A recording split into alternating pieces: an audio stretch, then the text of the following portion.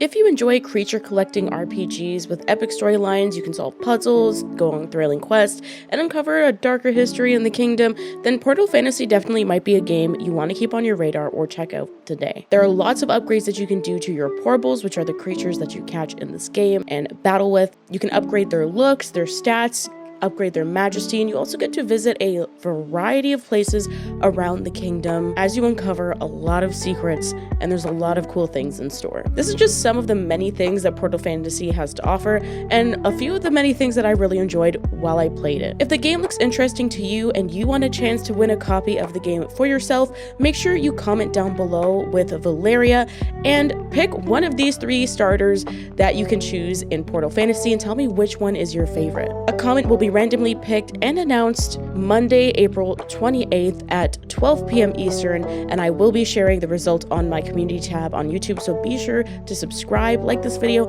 and check back on Monday. Big shout out and thank you as well to the Portal Fantasy team for sending over a key for not only me to experience the game, but for me to give away some. I already gave 2 away in a live stream, and this video is your last chance to get a key, so thank you so much to them for giving this opportunity to me and my community. The game opens up with you as an aspiring Porbal trainer who is late for your first day at the Porbal Academy.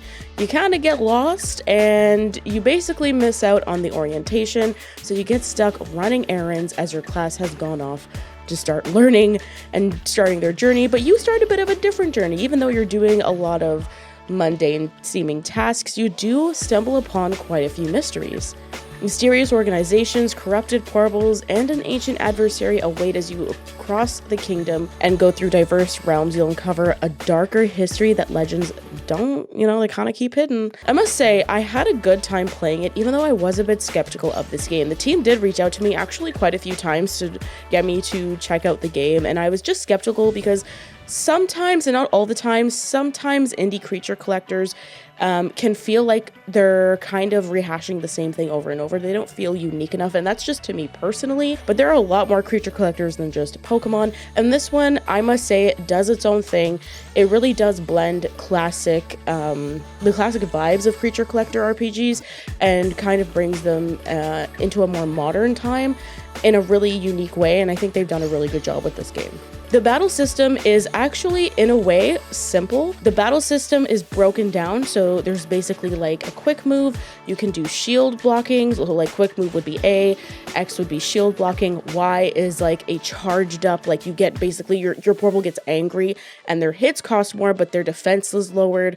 Then they can, as they're, doing regular hits, they can charge up some of their special abilities. It's pretty simple. You have a belt that you can put like potions and health things in, or special weapons in that you can also use in the fight with Porbals that are wild. You can catch Porbals or, whoever you're trying to beat and defeat.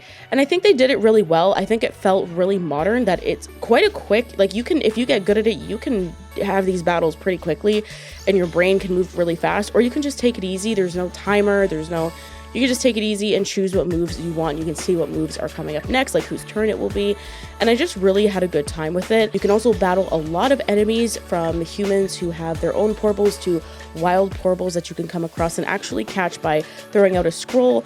And if they're weak enough, the scroll will take them, and that's how you kind of keep your Porbals. And there's a lot of different kinds of Porbals, and they're even planning to expand and add more in the future. In fact, the team is planning to expand a lot. They already have so many things in this game. You could spend a lot of hours playing it. There are lots of puzzles that you can solve in the overworld, and there are a lot of dungeons that you can go to. These dungeons and overworld puzzles involve lots of timing, jumping, meeting different characters, doing little side quests to find levers and things like that. Just a lot of really cool puzzle solving. So if you enjoy that in games, that's in this game. They have character customization. You can get a bunch of different outfits and look as cute or quirky and fun as you want. And they're planning to add more. They're already planning to add online PvP, new evolutions, more Porbals, new map areas, story continuation, and a lot more. It's really great to see a team so passionate about their game that they're willing to continue to add content, but also they've definitely squashed a lot of bugs. I'll be honest, I experienced an absolute ton of bugs with my time initially with the game, but luckily I reached out. The team was super kind. They had a lot of bugs ready to be squashed, and this is obviously me playing before pre-release. After the release, there were a couple more more bugs, but I'm gonna be honest, they've squashed those, and you can see in my first live stream, I encountered some of them. Now, I haven't encountered any of those same bugs. In fact, our playthrough the second time was very smooth. We had no issues, and they're just continuing to squash these bugs. They're listening to community feedback, and it's just really great to see a team so dedicated and passionate and excited about their game, and it lets you, as a fan of the game, also be excited knowing that it's in good hands. So I really have to commend the team on that, and they've been really great to work with behind the scenes, very kind, and always willing to help if I had questions. I did try to see if this game would work on Steam Deck, so in the pre-release version that I was playing, I tried and it didn't work, so I waited till the game was released, and unfortunately it's still not working, at least from my tests on my just my original Steam Deck. I don't have an OLED, it's not the more powerful one, it's just the original one. So I was trying my best to get it to work. I used compatibility layers, and if you know about the Steam Deck, you know about those, basically running experimental and different layers, and I couldn't get it to work. I couldn't get it to actually boot up to the main menu. When I did ask the team, I asked them 2 questions because some of you had asked during the first live stream, is it coming to consoles or Switch, for example, and is it going to be Steam Deck verified? I think they're looking at that. I did get an email back and they said they're exploring those options, but currently I think they're just trying to get the game completely fixed, ready to go, and have all that content added on PC, and then they're considering possibly moving to other platforms. I think they just want to see if there's a demand for it. So I do hope that it becomes Steam Deck compatible, because it's just great to bring games like this with you everywhere you go. I was trying to lay in my bed and play, and that's why I kept trying to get it to work on the Steam Deck, because I think I definitely would have tanked way more time into this game if I could have just played it comfortably wherever I was at. And I think it's the same thing with that Switch, especially with Switch 2. So I really enjoyed my time with it. I mean, the pixel style alone with the animations was just so incredible, and could have literally sold me on just that, let alone the awesome music and the really awesome character writing. The characters are so quirky, and you meet quite a few of them.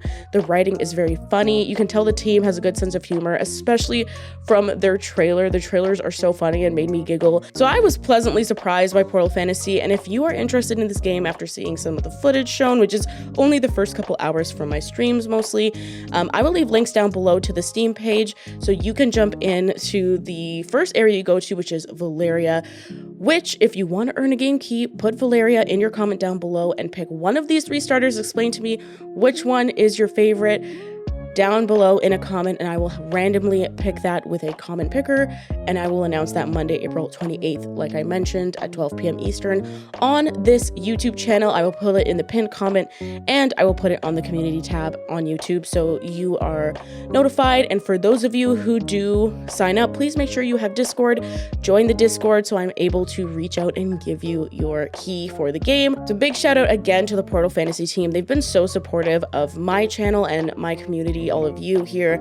They're just so excited to see us enjoying and playing the game, and I'm just so very excited to be checking it out, to be able to showcase this game, and also that I'm able to give copies of the game away. I've never done that before, and I'm just so happy and so excited to have been able to do that and been given that opportunity by the Portal Fantasy team. So thank you so much to them, and thank you to you, my community, for supporting this channel, because I wouldn't get cool opportunities like this if none of y'all were watching. So thank you all so very much. I appreciate each and every one of you, and I will see you all in the next video. Remember to stay safe, hug your loved ones, and I'll see you all next time. Bye!